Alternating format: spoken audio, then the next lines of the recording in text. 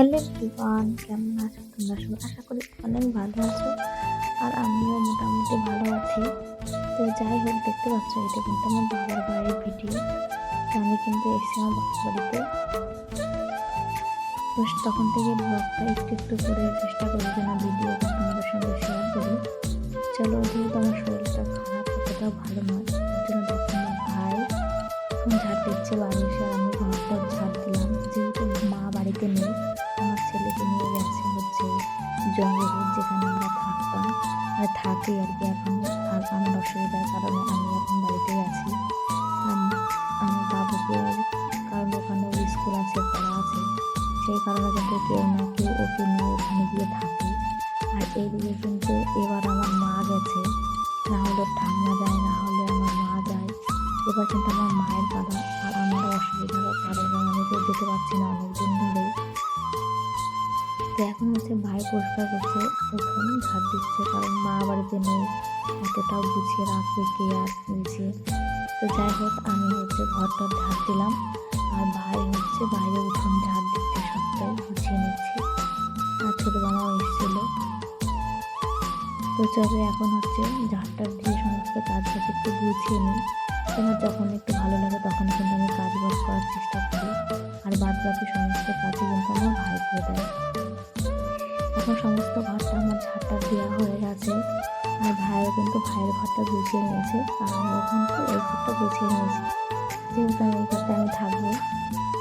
তো সমস্ত কিছুই গোছানো কমপ্লিট, চেয়ার টেয়ার জামা কাপড় যা ছিল, যাতে আমি একত্র থাকতে পারি আমি সেরকম করেই গুছিয়ে নিয়েছি। আর মা তো আসবে দুদিন বাদে, তো মা অনেকদিন হয়েছে গেছে। আর ভাই দেখো ওর ঘরটা গুছিয়েছে, আর আমি যে ঘরটা থাকবো সেটাও গুছিয়ে নিয়েছি। বাইরে সমস্তটা ঝাড়টার দিয়ে পুরো পরিষ্কার করে দিয়েছে। আর আমি করবো কিছু একটু রান্না, যেহেতু ভাই আর আমি খাবো, আর মামাও আছে বাড়িতে। তো এখন হচ্ছে চলো, ঘরটা তোমার সমস্ত কাজ বাজে হয়ে গেল। ভাই কিন্তু বাসন টাসন সমস্ত কিছুই কিন্তু আমাকে মেখে দিয়েছে। তো আমি রান্নাবান্না করবো, আর কিছুই করার নেই, পরিস্থিতি যেরকম সেদিকেই কিন্তু আমাদের এগোতে হবে। আর আমি কী কারণে ভিডিও ঠিকঠাক দিচ্ছি না, দিতে পারছি না, সেটা আমি অবশ্যই জানাবো। তো চলো, এখন হচ্ছে তোমাদের সঙ্গে তো অনেক কিছু শেয়ার করলাম। আর বাবাও যেহেতু আসতে পারছে না, উনি ভোটের ডিউটি রয়েছে, ভোট শেষ না হলে মুর্শিদাবাদে কতদিন আসতে পারবে না মনে হয়। ওখানে যেদিন ভোট শেষ হবে তারপরে হয়তো আসি। আর আমার ঘাড়ে শুয়োপোকা লেগেছিলো, ওই বাড়ি থাকতো না, আমার শ্বশুরবাড়ি থাকতো।